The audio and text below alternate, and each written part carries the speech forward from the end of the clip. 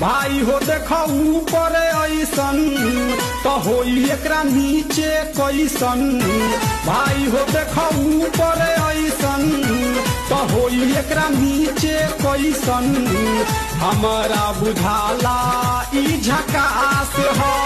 पातर पातर होठ लाली पॉप लागता, चोलिया में दूगो आलू चॉप लागता।